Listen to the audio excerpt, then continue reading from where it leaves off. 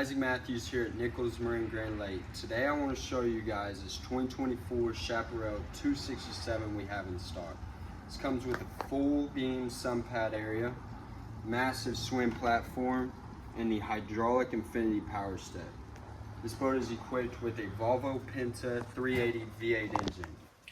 To move to the cockpit area of the boat, this bimini tower will fold up and down at the press of a button.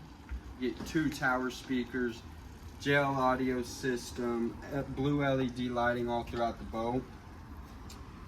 Both captain's chairs come with flip-up bolsters. At the helm, you have a 12-inch Simrad screen for all your controls, Linko trim tabs.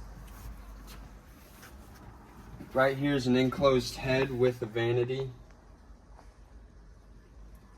And then here at the bow of the boat, Chaparral has a much deeper bow than our competitors. Ice chest under this seat.